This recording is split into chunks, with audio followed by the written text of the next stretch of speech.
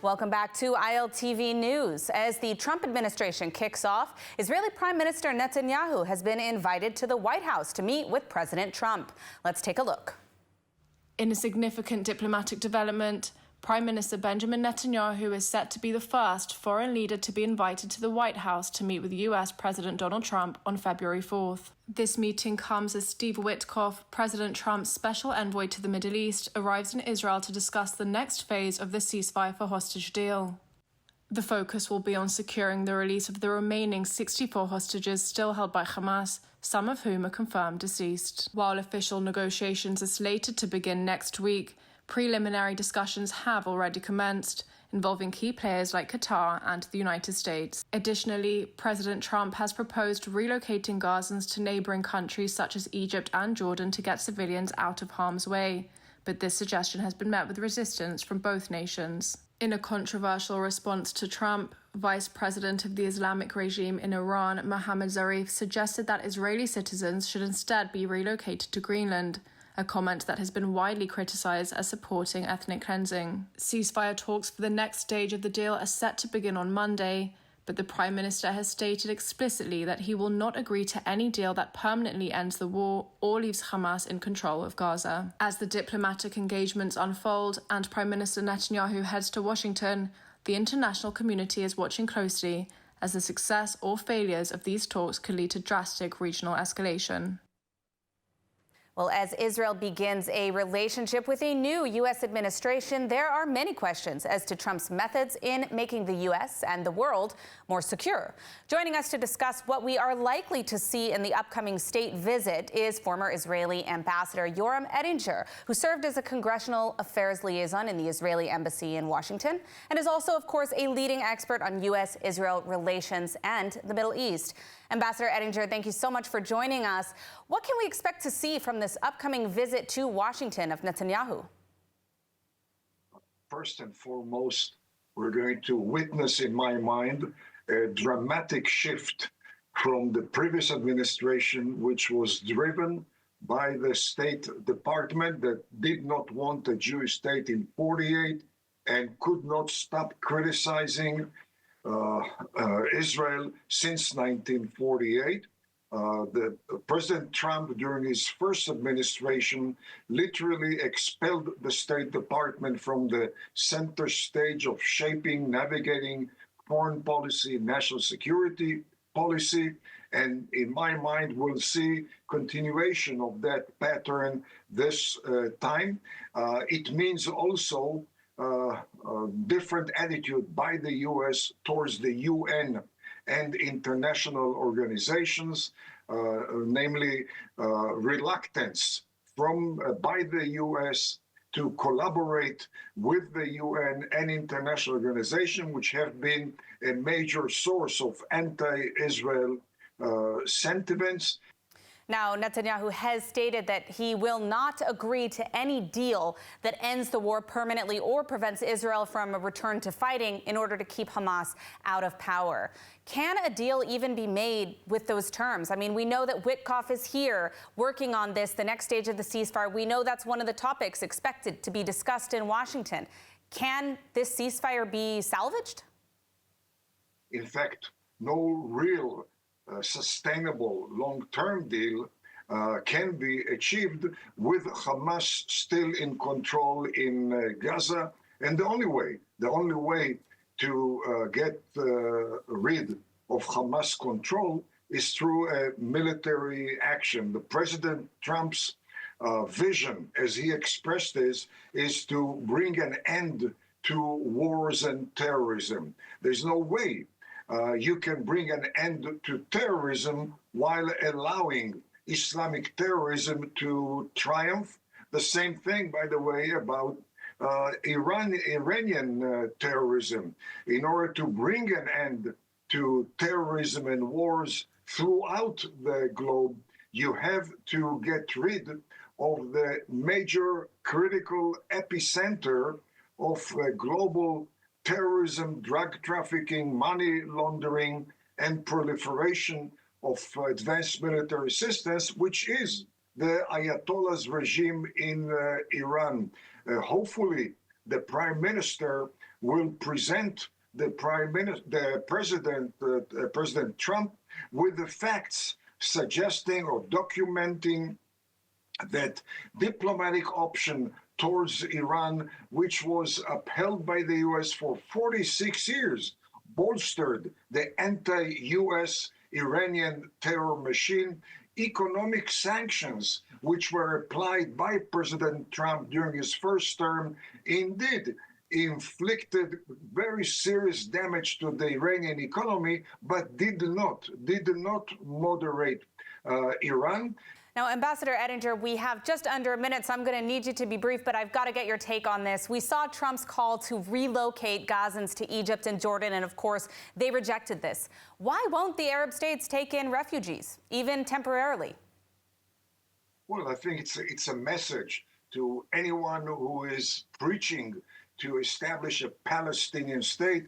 Arabs do not want a Palestinian state. They talk about it, but the walk is anywhere from indifferent to negative because of the Palestinian track record among Arabs. In the 1950s, they terrorized Egypt. 60s, they terrorized Syria.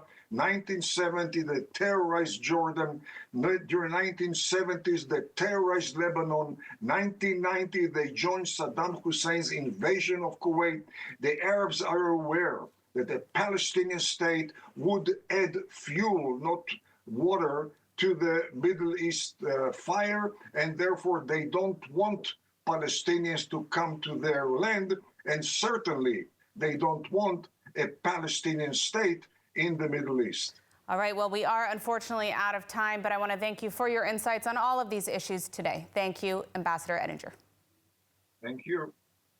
Well, after initially claiming they were ceasing operations, UNRWA, the UN Agency for Palestinians, has just been given a demand to cease activities and evacuate within 48 hours. Let's take a look at what happened. In a decisive move, Israel has ordered UNRWA to halt all operations and vacate its facilities in Jerusalem within 48 hours. I hereby inform the United Nations and the Security Council that the legislation concerning UNRWA's activities in Israel will officially come into force in 48 hours on January 30. This directive follows legislation passed by the Israeli Knesset in October 2024, which banned UNRWA from operating within Israeli territory, including in East Jerusalem. The law was enacted following proof that multiple UNRWA staff were involved in the October 7th massacre and have also been active terrorists of Hamas in Gaza. Additionally, UNRWA facilities have been used to hide tunnels, store rockets, and even hide hostages. This decision also reflects the reality of the situation that UNRWA has miserably failed in its mandate, and it has failed the people who were supposed to benefit from its services. More precisely, this decision was driven by UNRWA's constant refusal to address the widespread infiltration of its ranks by Hamas and other terrorist organizations. UNRWA's Commissioner General Philippe Lazzarini continues to assert UNRWA is a necessary service to the Palestinians, despite many countries temporarily suspending funding to the agency over their handling of repeated scandals. Despite the claims that Palestinians will lose access to much-needed services, Israel has repeatedly stated they will work with alternative aid agencies to ensure Palestinians receive the assistance needed and has already begun partnerships to provide for the population. In the United Nations, the United States also expressed support for Israel's decision to hold the corrupt UN agency accountable. Well, as the hostage-forced ceasefire deal continues to hold, massive amounts of aid are flowing into Gaza from Egypt. At the same time, Egyptian officials were strongly rejecting President Trump's call for Gazans to resettle in Egypt. We have more from ILTV's Steve Leibowitz. Aid trucks are massed with supplies entering Gaza at Egypt's Rafah crossing. While overseeing the movement, while visiting the entry point to Gaza, the Egyptian governor took time to reject U.S. President Trump's call for the resettling of some Gazans into Egyptian Sinai. Actually, we rejected this, but this is not a personal. This is from the Egyptian president and from everyone, every citizen in Egypt. It's not acceptable to to move the people from their land to the Egyptian territory, because the Palestinian case will be lost. Jordan, the Hashemite kingdom with a Palestinian majority, has also rejected the Trump call to accept Gazans. Jordan is stepping up aid to Gaza through the Kisufim crossing. It's an air campaign with the Royal Jordanian Air Force conducting flights daily in coordination with Israel.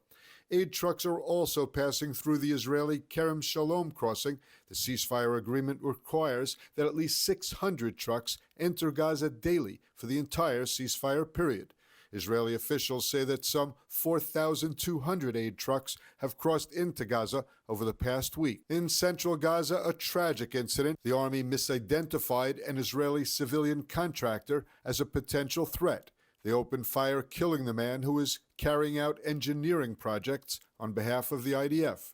The victim was identified as 39-year-old Kobi Avitan from Eilat. The IDF has opened an investigation. And anticipation is mounting as Israel prepares for 2 hostage releases this week, one tomorrow and one on Saturday. ILTV's Ariella Lachiani is at Tel Aviv's hostage square now. Ariella, what can you tell us? Yes, thank you, Emily. So anticipation is most certainly growing across the country as we wait for the release of 3 hostages just tomorrow. Now I'm here in Hostage Square in Tel Aviv, where tomorrow we will see thousands of people gather here for the return of Agam Berger, Yehud Arbel, and one other hostage who is yet to be identified. Now, while this brings a huge wave of hope across the country, it also brings a lot of despair and anxiety to many families who remain uncertain about the fate of their loved ones. The families of hostages set to be released from Gaza are facing devastating news, as Hamas has conveyed information indicating that 8 of the 33 expected hostages are no longer alive. The revelation has intensified concerns and frustration among families, as well as within the Israeli government. According to military sources, the information provided by Hamas aligns with previous intelligence assessments. While the terror group was required to share details under the latest ceasefire agreement, the data reportedly consisted of numbers rather than names, leaving families in distress and uncertainty. Relatives of those set for release have expressed fear and anger as concerns grow over who among them may not return alive. Some families say that they have been given reason to expect the worst. So far, 7 hostages have been freed under the ongoing deal, which calls for 33 releases in its first phase. In return, Israel is releasing Palestinian security prisoners. The later phases of the agreement aim to secure the release of all remaining hostages, as well as negotiations toward a sustainable calm. Meanwhile, more details have emerged about the experiences and recovery of freed hostages. Amit Susanna, released in a previous hostage truce deal, revealed that one of the recently freed hostages, Liri Albag, saved her life in captivity by convincing the Hamas captors that she was not an IDF officer. Other returnees, including Naama Levy and Romi Gonen, have begun sharing their stories of survival. Levy, who was held for 477 days, described the immense strength and resilience of the captives, while Gonen dedicated a song on the radio to her family, calling them the strongest in the world. As hostage releases continue, families are caught between despair and hope, with mounting pressure on all sides to bring all hostages home. All right, thank you, Ariella, for that update. Now, the hostages are in a waiting game to find out who is released next. The family of the oldest hostage in captivity is holding out hope that he will come home soon. ILTV's Shosh Bedrosian shares the story how his granddaughter is putting pain into purpose.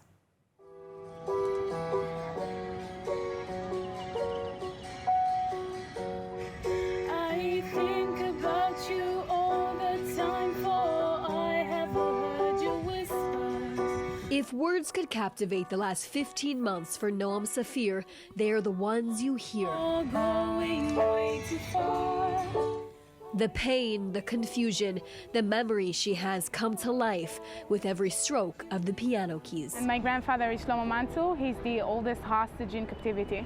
An 86-year-old Holocaust survivor who survived the violent Farhud pogrom in Iraq as a little boy is the same man decades later trapped in Hamas captivity. 5, 6 terrorists barged into the house, so my grandmother ran to the bathroom. They took my grandfather out, they slapped his face, beat him, and handcuffed him. Married for 60 years, Shlomo and Mazal were led out of their home by Hamas terrorists until Mazal broke away. Shlomo, weighing only 57 kilograms without his hearing aids in, was then kidnapped into Gaza in his own car. But the psychological torture just began for the family. They didn't leave my grandma alone. They tried calling her out, saying it's Shlomo. They tried setting the house on fire. 1 kilometer from Gaza, Kibbutz Kisufim used to be a safe haven for Safir, a place filled with childhood memories with her grandfather. But the home she knew was now destroyed, with no sign of life from Shlomo since he was taken. I decided that my mission is to be his voice as long as he can speak for himself. He was always wearing a smile on his face. He always welcomed us with the widest smile and the biggest hug, just waiting to spend time with us. I fear someday I'll lose myself, way too far. Safir wrote the song The Whisper about her grandfather in captivity. I think about you all the time, for I have heard your whispers. I dream of him a lot. So the whispers is like dreams.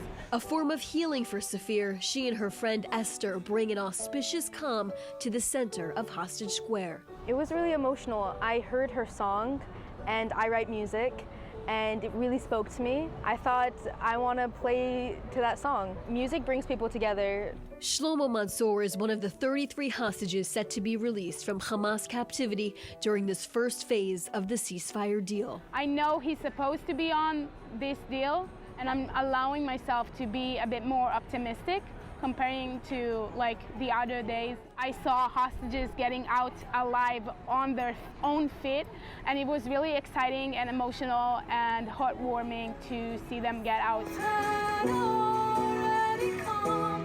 And I wish my grandfather and the other 93 hostages the same fate. Well, do you want to transform your love for Israel into a meaningful action? ILTV is proud to partner with Blessed by Israel, a company that brings you extraordinary products handcrafted by the brave pioneers of Judea and Samaria. Every purchase supports their mission and strengthens Israel's heartland. Let's take a closer look at Blessed by Israel and how you can make a difference today. As the world moves to boycott Israel, the people working to restore life to the biblical heartland face daily challenges. Blessed by Israel offers a simple way to support these efforts by bringing unique and beautiful products from Judea and Samaria directly to you. From the hilltops of God's land to your home, you can find exceptional items crafted by families and small businesses in the heart of Israel. With US-based warehouses, Blessed by Israel ensures affordable prices and fast delivery. Choose from a range of products, including skincare, artisan flowers and foods, olive oil, tahini, honey, and much more. There are many great options for giving wonderful gifts to your loved ones. Visit blessedbyisrael.com to explore these products and discover the inspiring stories behind them. Scan the QR code on your screen to take part in fulfilling God's prophecies. Well, Israel will remain on the Syrian Hermon indefinitely. That's the word from Defense Minister Israel Katz, who visited the buffer zone held by Israel since rebel forces captured Damascus and installed a new regime last month. More from ILTV's Steve Leibowitz. Visiting the Syrian buffer held by the IDF, Defense Minister Katz said Israel will not allow hostile forces to gain a foothold in the area or be dependent on others for security. באתי לכאן כדי לוודא שצה"ל ערוך היטב בהגנה ובהתקפה ושהייה ממושכת במוצבי החרמון. צה"ל יישאר בפסגת החרמון ובאזור הביטחון לזמן בלתי מוגבל כדי להבטיח את ביטחון יישובי רמת הגולן והצפון וכלל תושבי מדינת ישראל. Katz said there is a new reality due to the multi-front war begun by Hamas on October 7, 2023. לא נחזור למציאות של 7 באוקטובר ולא נהיה תלויים באחרים להגנתנו, כאן ובכל מקום אחר. לא נאפשר לכוחות עוינים להתבסס במרחב הביטחון בדרום סוריה, מכאן ועד לציר סווידה דמשק, ונפעל כנגד כל איום. Israel and Syria do not have diplomatic relations and have formally been in a state of war since Israel declared independence in 1948. Israel captured the Golan Heights and part of the Hermon in the Six-Day War of 1967. Diplomatically, Israel is signaling a desire to have correct ties with the new regime that took over the Syrian capital on December 8th. Amid Katz's remarks, the IDF is digging in to protect against the cold, building special structures providing forces with generators and heating devices to treat cold weather injuries. There's a fully stocked medical building. And now it's time for our Hebrew word of the week. Each week, along with eTeacher, we learn a new Hebrew word and relate it to the Bible, current affairs, and our everyday lives. For more info on the Rosen School of Hebrew, please scan the QR code on your screen. But in the meantime, let's hear this week's word of the week. Welcome to Hebrew Word of the Week. I'm Mariella, and in this segment, together with eTeacher, we explore the beauty and depth of the Hebrew language. Each week, we learn a new Hebrew word or phrase and discover how it's used in the Bible, current events, and everyday life. Today's Hebrew word is am, which means nation or people. In Hebrew, am is more than just a group of individuals. It reflects a shared identity, culture, and destiny. Am is a central word in the Hebrew Bible, where it often refers to the people of Israel, their connection to God, and their journey through history. Being part of a nation in Hebrew tradition is about a collective purpose, unity, and responsibility to one another. In modern Hebrew, am still carries this deep sense of connection and belonging, whether referring to the Jewish people or other nations.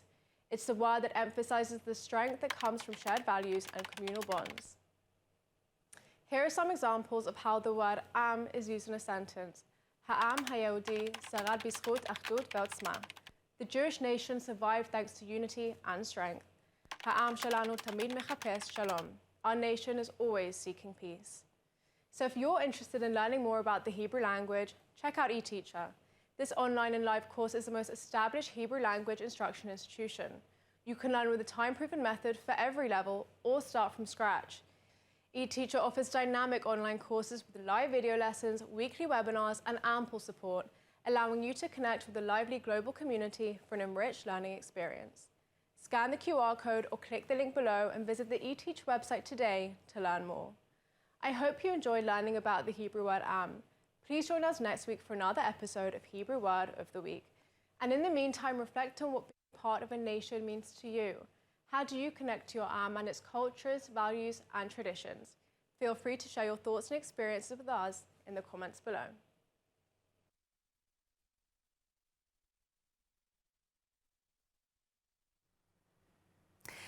And let's take a look at the weather forecast.